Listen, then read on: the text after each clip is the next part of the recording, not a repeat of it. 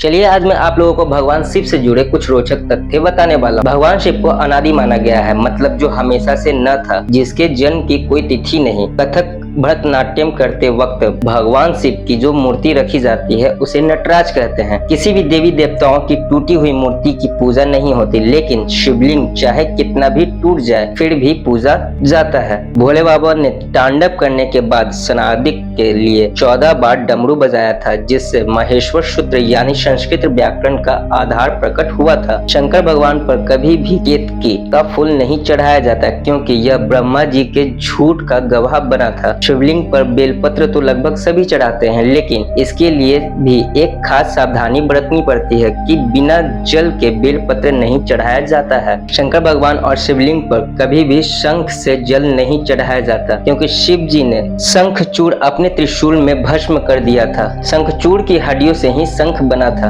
भगवान शिव के गले में जो सांप लिपटा रहता है उसका नाम है बासुकी। यह शेषनाग के बाद नागों का दूसरा राजा था। भगवान शिव ने खुश होकर इसे गले में डालने का वरदान दिया था। चंद्रमा को भगवान शिव की जटाओं में रहने का वरदान मिला हुआ है। नंदी जो शंकर भगवान का वाहन है, उसके सभी गणों में सबसे ऊपर भी है। वह असल में शिलाद ऋषि को वरदान में प्राप्त पुत्र था, जो बाद में कठोर तप के कारण नंदी बना था। शंकर भगवान का शरीर नीला इसलिए पड़ा क्योंकि उन्होंने हलाहल पी लिया था। दरअसल समुद्र मंथन के समय 14 चीजें निकली थी। 13 चीजें तो असुरों और देवताओं ने आधी आधी बांट ली थी, लेकिन हलाहल नाम का विष लेने को कोई तैयार नहीं था। ये विष बहुत ही घातक था। इसकी एक बूंद भी धरती पर विध्वंस ला सकती थी। तब भगवान शिव ने इस विष को पिया था, यही से उनका नाम पड़ा नीलकंठ। त्रिशूल 3 प्रकार के होते हैं। कष्टोदैनिक, दैविक, भौतिक के विनाश का सूचक है। इसमें 3 तरह की शक्तियां हैं, सत, रज और तम।